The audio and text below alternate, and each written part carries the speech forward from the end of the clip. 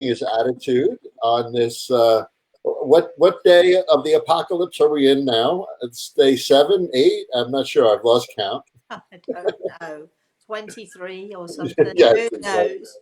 Really, I think the point of our show is: does it really matter?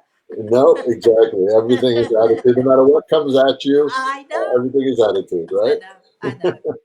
All right, uh, thank you, Al, and hello everyone, and my wonderful co-host Al and we're going to be talking about, I don't know what we're going to be talking about. The topic of the day, which was the topic of the day yesterday and the day before and the day before. And I think it was also the topic last week, but people do seem to want to talk about it. They do seem to want to air their concerns and so on. And so I'm going to basically say the topic of the day is, because we've been talking about this for the last, I don't know how long. The topic of the day is, I think, fear. That surprised you, Al, didn't it? Because we were No, going to. honestly, if I say it surprised me, I'll be lying because I've known you so long that the Nothing surprise surprises you. the surprise does not surprise me anymore. Well, we're going to. We do have a plan, Al and I. We do, right? We do And know. we'll probably weave that in somewhere, right? I'm sure. Oh no, we definitely will. But my point of bringing up fear at the beginning of our conversation tonight is that um, everybody and their mother and their father and their everybody. I mean, everybody, it seems, is going crazy talking about the coronavirus, and we talked about this, I think, last week. We did. We might be talking about it for the next few weeks because it is a topic on everybody's minds. But I know, I know that it is a contagious, excuse me, a contagious virus. I'm fully aware of that. But if you actually do the numbers, and I have done the numbers, I think I said this morning on the show this morning, the world has a population of 7 billion people, and the amount of people who have actually died so far worldwide is just under 6,000, I think it is, and 25% of that 6,000 are people over the age of 80, and then you go to over the age of 60, and more often than not, if you really examine the numbers, these are people who have existing illnesses, so their immune system is not able to deal with it. Not that I'm not sympathetic to people over 80. I'm getting there. Not that I'm not 80, but I'm getting there myself. We're all getting there, aren't we? But my biggest concern, and I think the biggest and the most contagious thing we're up against right now is fear, because fear is contagious. It really is contagious. Fear, when we're afraid of things, we get anxious, we start to panic, we do all of those things that create more fear and more fear, and then we we infect our children with that fear. We infect our family and our friends. Um, I was talking about this morning on the show and explaining to people how, if we just take a step back and take each day at a time, and rather than looking at the negative, look at the positive, I think that can be very helpful in combating fear.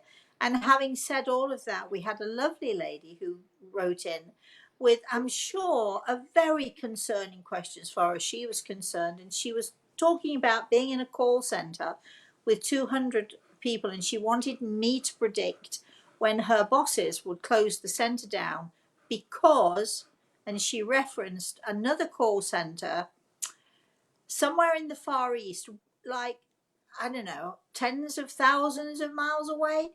Um, where in another call center, people had been infected with the disease. The fact that it was in a third world country, the fact that that they don't have the same um, cleanliness, they don't have the same abilities health wise, they don't have the same doctors, etc., etc., didn't seem to register.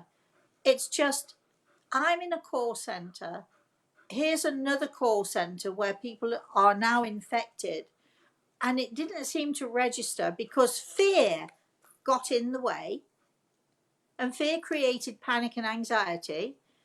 It didn't seem to register that this other call center was tens of thousands of miles away in a country that doesn't have what we have, which is, the knowledge and the information that we need. And we're being informed every day of the things that we can do to help ourselves. So And my fear blocks rational thought and logic too, Rosemary, correct? exactly. And so if we have an attitude of, no matter what, I'm not going to be so fearful that I'm immobilized, and I am not going to allow my fear to infect other people. And if we can hold on to that attitude, and I'm not saying it's easy by any means, because it isn't, excuse me, but if we can hold on to that fact, and and sometimes we have to force ourselves into taking actions that go against our inclination to be nervous or anxious or what have you.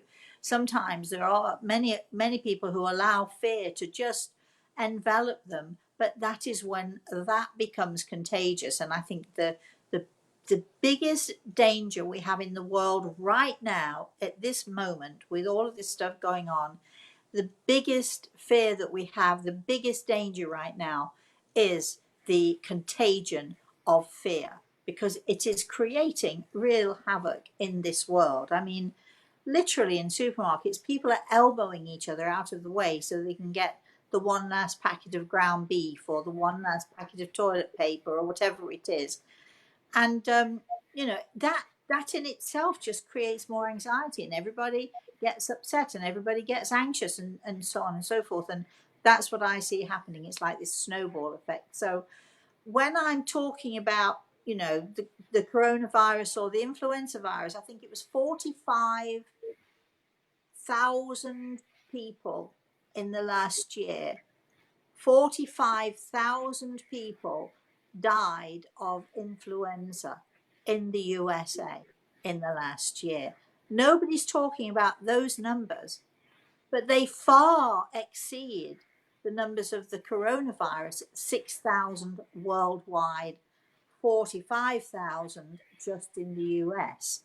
But yet, I think it's because it's something new, and we're all terrified, aren't we, of things that we don't understand or new things. And I don't think the media helps in any regard, because I think, the hype and the information, and how ridiculous, blaming politicians, they're doing not enough, or they're doing too much, or they haven't done this or that. And the world seems to have gone mad to me. There seems to be no sign of it abating. And if you think about the coronavirus and the statistics and what it's about and the type of virus it is, like my thought has been since the beginning, either they're not telling us something about the severity of this, or it's not as bad as they're saying. And yes, I'm going to be socially responsible, and I think everybody's hunkering down at home We should just be. in case, right? But at face value, it doesn't completely add up, and it could be it's going to tax the medical institution too much if it gets too bad, and I think those factors are probably in there too. But it's something that we have to be aware of. We have to be concerned with. I think you're aware and concerned for the welfare of your daughter and grandson. I'm concerned for I'm my aware and family. concerned for the welfare of everybody. Right, exactly, and everybody around us, exactly. But when the awareness and concern turns into that blind fear like you're talking about, that's when we forget that these are the human side of it. That these are people just like us that have families that they're taking care of, that have a kid that may be sick, or a spouse, or a mother or father that needs help. I was just talking to one of my neighbors, and I asked her, "Oh, are you working from home too?" She goes, "No, I'm not. I'm a nurse practitioner." She doesn't have a choice. She's going into work. So those are the kind of things, like, I know that exists, but then when you hear it firsthand, you're like, all right, maybe we should just all relax and have a positive attitude. That for myself, I could say we're cooped up here, or I could say, listen, I'm lucky enough to work from home. Christine's lucky enough to work from home. The kids are all safe. They can stay with us. There's plenty of stuff for us to do. Others do have to go out there and don't have a choice about it, whether it's a call center, whether it's a nurse practitioner, um, a ton of people that have to go in the medical profession out there, the protective services, the firemen, the police forces, all these people still have to go out there. And the fear that collectively we're generating hurts a lot of that. And I Yeah. mean, I just read something, people are going to the emergency room unnecessarily, and it's actually taxing the system because there's no need for them to go to the emergency room, and it's making it impossible for others to get the care that they need, because it's taxing the system so much, and that's driven by fear. That's driven by, Again, yeah, it's contagious. It exactly, infects. I have a friend. I know this person. She's a doctor in the ER in one of the hospitals in New York, and she is, and all of her colleagues are completely, absolutely overwhelmed because people are coming in with the slightest thing, the most insignificant things, and nothing to do even with colds and coughs or respiratory problems, nothing to do with that. But the waiting rooms are jam packed with people who are so afraid. And you know, the most ridiculous thing is that the best place to be infected is in is the ER. It's exactly like, right, you know, if you don't have to go there, stay out of it. right, exactly, It's like, um, and we're laughing about it, but it's actually not funny. And and I know there are people who think I'm making light of it, and I can assure everybody I am not. But as you've said, it's taxing the system. It's creating issues. I mean, look at the people who are. Michelle told me yesterday. She said, "I know 45 people who are out of work and not earning money because the restaurants have closed down. This person's a waitress. yeah, This person is behind the bar. This person does this and that and so on." She alone knows 45 people who are affected and will be economically struggling, not being able to pay bills and so on because of this situation. And it's because we're allowing ourselves to be infected by fear. Um, what do we think people did during World War II? I mean, I was born after the war had ended, but you know, bomb raids, all the rest of it. What do people do in third world countries where there's so many diseases and so on? There has to be a certain point where, you know, where people say, "All right, we have this problem, we have this issue. What do we have to do? Do what we have to do, and then live our lives." right. Right? I mean, And what I the sometimes have to question if I'm actually talking common sense, or if am I missing something? As you said earlier, is there a conspiracy theory afoot? Do the governments know way more than we know? I don't think so, because I think of all the companies that are affected, or should I say infected, with this fear that we have, somebody would have leaked something by now, something would have right, come out by now. I think it's just um you know, I think that we've all been expecting there's been so much talk, there've been so many movies about, sort of viruses that are let out in the air, that it's the new weapon of choice for many countries, so on and so forth. So I think, we've been primed to panic when something happens that we don't know, we don't understand it. But if you can just, I'm just encouraging people, can you just look at the facts, weigh the facts, Right. 7 billion versus 5,000. It's impossible to equate what 7 billion looks like, but we know it's way more than we can possibly conceive And it. we're not advocating go out and lick a doorknob or anything like that. We're, you still No, got, but I we mean, still, like, we understand. We're not saying, to do things that would we're not infect you with we're any not disease, we're right? not saying just, oh, shrug your shoulders, just go out there. Please take precautions. Please wash your hands. Please make sure if you're in an airport, wear gloves, wear masks, do all the things that make you feel comfortable and sensible, and then you know that you've done the very best you can, not just for your own self, but for other people. Because if you do have a cough, or I mean, how many people get on planes with coughs and colds, and Yeah. nobody thinks anything about it? And now all of a sudden, we're getting notification from the airlines saying we are disinfecting all of our planes. I thought they did that anyway, Al. I would, it's funny, like, how much you realize that people, like, the airlines don't sanitize after each time. That's pretty scary. I They're mean, just it is true that every single time in the winter time, every single time I get off of a plane, within 2 or 3 days, I'm sick, right. without a doubt. I get on the plane and I'm perfectly healthy. 2 or 3 days later, I'm coughing and spluttering and sneezing, and I know that I'm susceptible to that. But I had no idea that the tray that I'm pulling down so that I can put I had no idea I had to take wipes with me to wipe stuff down beforehand, because the airlines hadn't cleaned the plane properly between, Right. getting people off and getting people on. I just had thought it was a standard. It's a simple fix. But from now on, let me tell you, from now on, every time I get on a plane, I'm taking uh, wipes with me. I'm going to wipe down those tray tables. And you can look at me, if you're sitting next to me, you can look at me and think I'm crazy. But guess what? I'm going to do it. Every time I Exactly. go into a supermarket, I use wipes to wipe down the trolleys. I've been doing this for, I don't know, a long time now.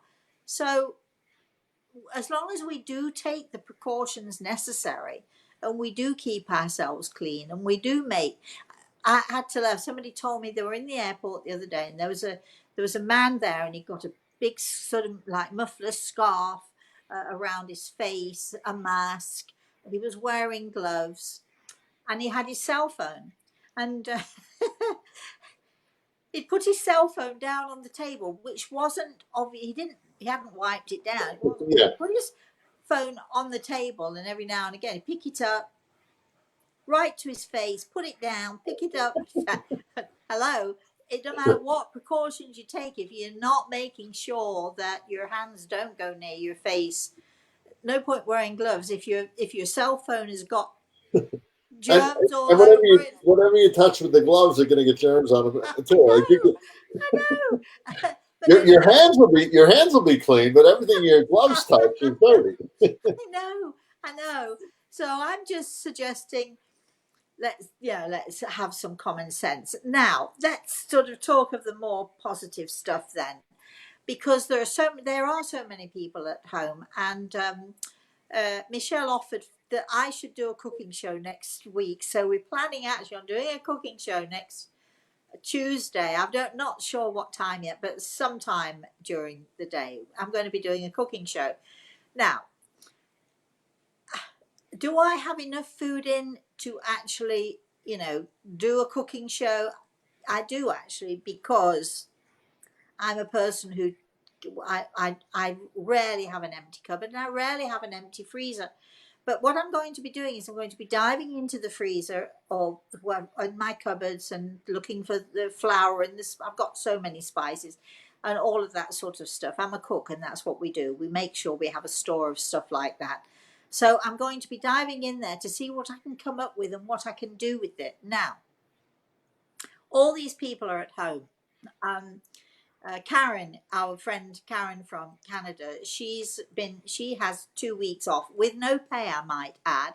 She's been sent home because because of the work that she does, and she just very positively said, "I'm going. Well, this is what we're going to do while I'm at home. Instead of worrying about staying in and keeping out of everybody's way and what might happen to us if we put our nose out the door." She said, "I'm going to be making egg custard," and she listed and bread and butter pudding and something else. And I know that they're my recipes, We so could also, I'm going to be talking to her and talking her through them. So I think we should. What do you think about bread and butter pudding? I've never had it, but I think Ever it's a had great idea. it? Well, No, there you are. Now you see, but, if but you've got Rosemary, we were. Um, I've heard so many stories of people being able to stop and smell the roses and do stuff with their family at home and yeah, um, enjoy. we're getting opportunities here, right? I mean, and you always say, right? Everybody, there's always opportunity in every situation, and Yeah. the opportunity here, even work. I've been busy with work, but I think more efficient with everybody being online and getting together at specific times. And there's no water cooler time with work. It's just get on and get done what you need to get done. But at home, it's been us finding stuff in the freezer and making meals out of what we have. We're going to make chili tonight. You can make chili out of every. You pick up some cardboard, make chili out of that. Like Well, you can make a good chili out of anything, right? So like, or a soup or anything, any kind of stew you can make with whatever ingredients you have, as long as you have a couple spices. You can do that. I was talking to my older son. We bought materials to finish the garage and put up walls in the garage. I said, here's our opportunity to do it. We could do projects at home. Everybody has projects that they could do at home, whether it's sorting out the cabinets or the cupboards or tearing down a wall that they wanted to tear down or whatever it is, cleaning up the basement or all of the above. People, you have stuff that you could do, and you're probably never going to get as golden an opportunity to do those kind of things at home, or the golden opportunity to spend family time, watch a movie with your loved one, or alone time if you're alone in the house and just be able to sit and undisturbed watch Netflix binge or whatever it is, right? yeah, I think that I think that having a positive attitude, no matter what the situation is that somebody's going through, no matter how dire a situation, if you look, and sometimes, to be honest, you do have to look really hard. I admit that. But I think in every situation, you can always find some little grain of positivity somewhere. And in this situation, with people being forced to stay home and sort of you pay attention to the time that they have, we do, you said it, it's a golden opportunity. We may be worried about our jobs, we may be worried about money, but especially for those of us who have kids, for those of us who have a meaningful life, friends, family, good neighbors, we have an opportunity here to learn to be a good neighbor. We have an opportunity here to learn to be more attentive parents to our children or grandchildren. We have opportunities to experiment. I am a really excellent cook. I know people listen and say, "Wow, she's got a big head. She's boasting about it." But the fact of the matter is, I am a really excellent cook for the things I know how to cook. I'm not, I'm not versed in all those wonderful French sauces necessarily. I can cook one or two, but maybe three or four. But I'm not. When I say I'm an excellent cook, I'm not talking about the expertise of a chef or what have you. But the way that I learned to cook, and this is the honest truth, and in fact, I wrote about it, in the prelude to my cookbook. I wrote about how I learned my cooking skills and how I learned to become as good a cook as I am. And that was because we had no money. Right. No money. I had to buy the cheapest cuts of meat. Uh, the fact, if we had a whole loaf of bread in the house, it had to last. Um, we I used to buy. I was thinking about this today. I used to buy what cost me like 12 pence, 12 cents, right? Uh, a can of what was laughingly, I think about it now, laughingly called Irish stew. And it was a can sort of this, probably this, big, regular can size. And it was chopped vegetables, diced vegetables with like specks of ground beef here and there. But if you'd taken all the ground beef out, if you'd picked it all out, you wouldn't have probably even had a couple of ounces. But it was sort of scattered throughout and in some sort of a gravy. And honestly, it was not great. But I used to buy that and it would do, I would make it do for 2 meals. I would make pastry, which was really cheap to make, still is cheap to make. And sort of one week, I would make a large pie with the filling with this crummy Irish stew.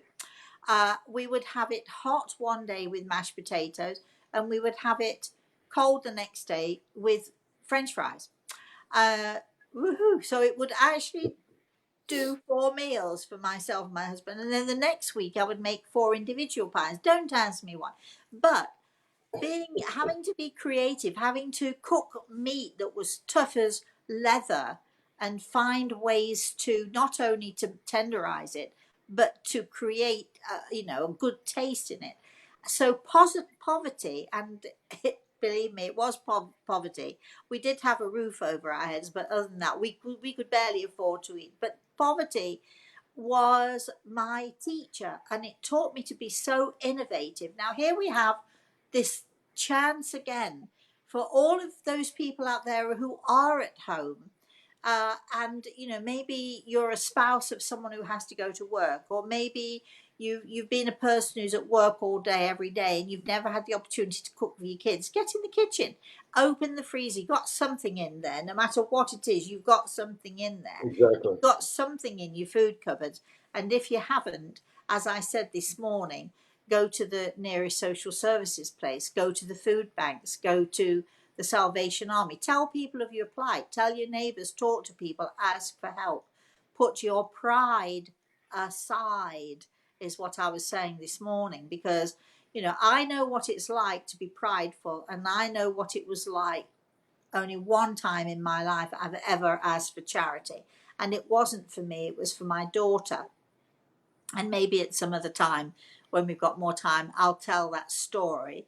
It was devastating for me. I didn't like it, but I did it because I had to do it. So what I'm saying to people is, put aside your pride and talk to your neighbours, go to your social services.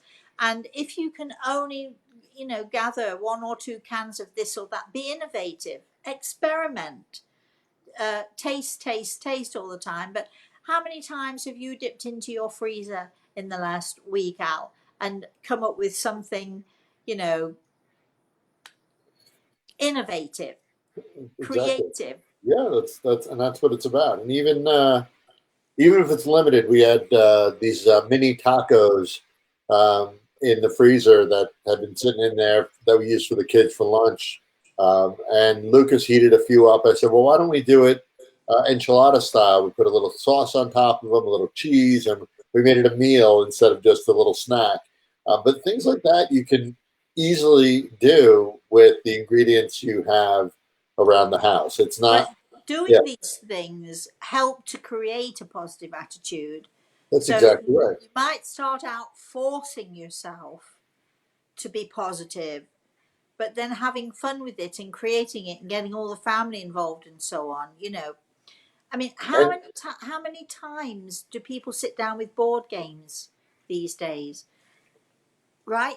well, we haven't in a long time. We've done it a couple times in the last week or so as a family. Um, I can't tell you how many times my kids would open the fridge and we have a full fridge all the time, and they'd be like, "There's nothing to eat," and Yeah. then they kind of walk away. But now what they're doing is they're looking in the freezer. They're looking at what we have because they know there's no option to get something else. That's So they're right. making do with the ingredients that we have now.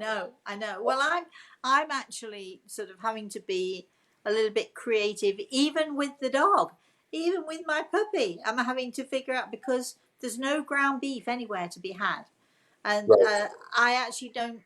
I might have to do it, but I actually don't feed Cachorro canned food. Um, I cook for I cook I cook for him. He's my family, so I do chicken and liver and ground beef. Basically, those three things, and I mix them up through the week, so he has different flavors and so on. And I'm now having to be a little bit more innovative with him. And let me tell you, he's cleaning his bowl. He had rice and chicken tonight. I, Luckily, when I cook a chicken for me, I really only use the breast of the chicken. I rarely eat anything else. Maybe sometimes the wings. So I actually put it in the freezer. So I've got about 3 or 4 bags of sort of half chickens. So he's enjoying that right now.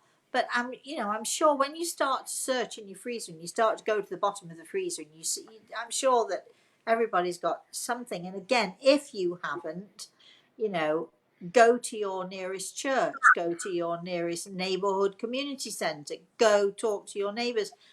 Please put your pride aside. But before you do that, before you say, I don't have or I can't do, take a look around. Take a look around at what you do have. Take a look around at the positive stuff that you do have. Take a look at, what you can do with what you have. I mean, let me tell you, eggs are the best. You can do anything and everything. I made curried eggs today. Eggs are the Which best. are also impossible to find now, but milk and eggs, it's like Well, impossible. actually, it depends when you go to the supermarket because when I went to the supermarket, it was stacked full of eggs, no problems. But a friend of mine said that 2 or 3 days before there were no eggs in the store. Yeah. So you just have to be a little bit vigilant. Uh, if you are a person who has a low immune system, you know, they started doing this, I think, only maybe a year or two ago in most of the main grocery stores. They now have a service you can call up and Right. you can go online and give them your list and they actually deliver it to your door. They don't need to come in, so it's not like that you're connecting with them if you don't want to sort of have anything to do with them because everything you do, everything online, and you can get groceries delivered, right to your door. So there are lots of ways we can help ourselves. There are I think lots a of. lot of people are using Amazon Fresh and Whole Foods Direct and all that. I actually heard a few days ago that Amazon is looking to hire 100,000 people because of the increase in all of this. So if you're sitting at home and you don't have a job or you've just been laid off or something, call Amazon and see what they have for you that you can do, perhaps even online or from home or something. Yeah, and if you're willing to drive, um, I want to. I heard $25 an hour for drivers. It was good money to drive the trucks to deliver Oh, the really? groceries and packages and whatnot. Yeah, yeah, What we're really saying, Alice, think outside of the box, aren't we? yes. For every turn life comes at you with, there's opportunity, right? There's Yeah, opportunity, yeah, and you look the having an attitude of looking at everything that comes at you as an opportunity for whatever it is, growth or opportunity for a business. I mean, you could probably think of a business that would help a lot of people in this time, some kind of service business that would help Yeah, I a lot mean, of and people. here's an opportunity. You know, if I had the time, I could do so and so and such, or I'd like to start my own small business, and but I don't have the time to do it. Well, now people do, but the amazing thing is that no matter how dire a situation is, there's still people who think, well, you know, I'm an engineer. I'm not going to be a truck driver. Why would I be a Right. truck driver? Well, the reason why you might want to think about being a truck driver is number one, it gets you out. Number two, it gets you a wage packet. Number three, it gives you something to do until you can find a job that you really would like to do. That's exactly Right? right. That's You exactly know? right. So, Um, so oddly, we don't have anybody, and I wonder if it's attributed to Corona too. We don't have anybody uh, live and in the chat. Um, oh, well, but that's I unusual. do think there's a lot. There's this fine line with this Corona and having this extra time where, and maybe we could talk about this next week, where people are exhume culpability and responsibility of everything because they use the fact that we're going through all this stuff as an excuse to, hey, I can't do this, Corona. You know, so I think some people do that. I think some people legitimately need to. I Yeah. heard from a friend of mine a couple of days ago. It was St. Patrick's Day, Yes. and this particular person likes bars and pubs and likes that's part of the social life. Nothing wrong with that at all. But they called in and said, uh, you know, I can't come to work because I'm not feeling well and corona, so I'm staying home. But it was noted by someone who lived close by, who was at the same worked at the same place, that this person's car was at the local pub, and it was St. Patrick's Day. So you know, so I think there are people who use it as they do use it as an excuse to, you know, well, I can't do this or that. I left the day after I went to the grocery store, and I am being very careful because we all know I'm getting over this nasty influenza and bronchitis thing, and I'm still hanging on there, but so I am being careful and cautious, and I try not to spend too long. But I did have to go. I had to go to the grocery store because I've run out of the essential things. And the next morning, my assistant Michelle came sailing through the door. She didn't know I'd been to the supermarket, and she said, "I've spoken to my husband, and we've decided you're not going to the grocery store. We're going to do all of your groceries. You need to tell me what it is you want, and we'll do it for you." When she found out I'd been to the grocery store, she was furious with me. Don't go again, you know. And so, okay, I won't, you know. So there are always people out there who are willing to help you. If you call a neighbor who you know is going to the grocery store and you're not feeling very well or you're a bit nervous about it, then by all means call them and say, when you go to the grocery store, would you mind picking up this or this or that for me? There are always people who are out there. That somebody said to me, somebody wrote in yesterday to say that uh, they were having some difficulty going out to pick up medications.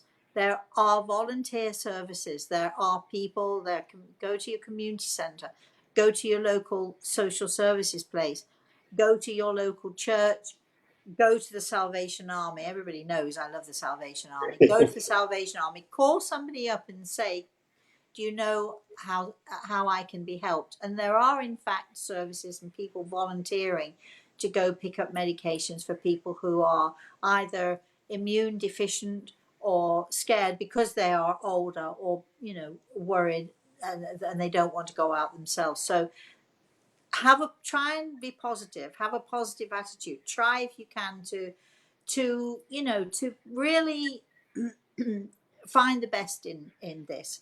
It's a Yeah. hard thing to do, it's a tough thing to do, but there are so many upsides. Yeah. And even, going back to the original thought that we had about fear, uh, fear stops you from even helping others. Like they may have Corona. I can't, I can't help. They've fallen down, and I can't help them because they may. I mean, it gets ridiculous to a certain point. Or I don't want to pick up something at the store because I'm going to have to go and hand that. You know, you could just leave it on the porch if you're really that I, paranoid about I, it, I heard a really great one from, not such a good one, really, but uh, there was a person who failed to do part of her job correctly. So her boss called her to task to say, why wasn't it done? And she said, well, I didn't want to get close to the computer screen because of Corona. You get a virus to the computer screen. Rosemary, we're close to time. We don't have comments, but uh, if we were to do our usual recipe for this, for Corona and the fear that surrounds Not all just of the coronavirus, but for this, anything. any external circumstances, right? Yeah. That can be driven in a good way or bad way by how you react to it. And fear is one of those things that really can inhibit us from doing the right thing, seeing things with clarity, all of that, right?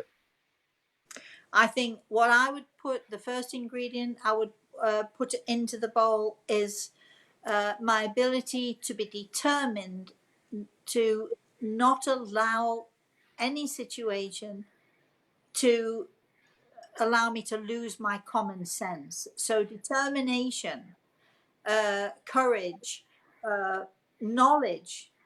Go I would, online, find the facts. So, knowledge is another ingredient. Get the knowledge that you need to put things in perspective. I would also add, um, slow things down, right? Slow your reactions down. It's Take not a something. step back.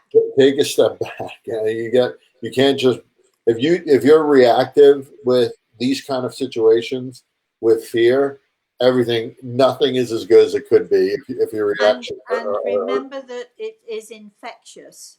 right. That you infect your children, you infect your friends, you infect your neighbors.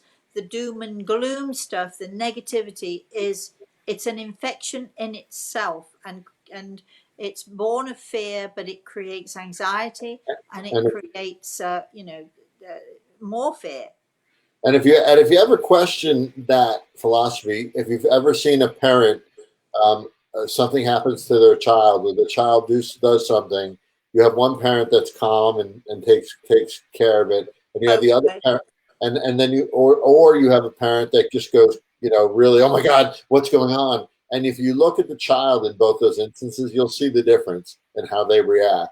Or they'll most times they'll start crying when there's an overreaction because Well, of fear from parents. it makes you know anxiety, fear, and and obvious reactions and craziness can only damage a situation. They damage our children, and it is our responsibility as adults to make sure that uh, the infection does not take hold. The infection of fear does not take hold.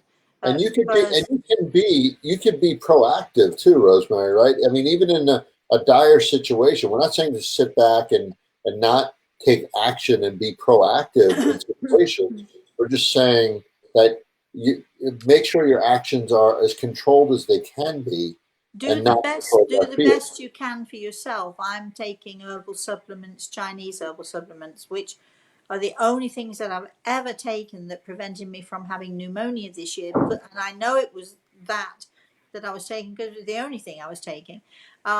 So go online, figure out what you need to do to boost your immune system. Echinacea, certain types of mushroom, lots of supplements out there. I hate to say go on Amazon, but go on Amazon. They've got a ton of stuff on there. Don't believe everything you read, by the way. Do your research.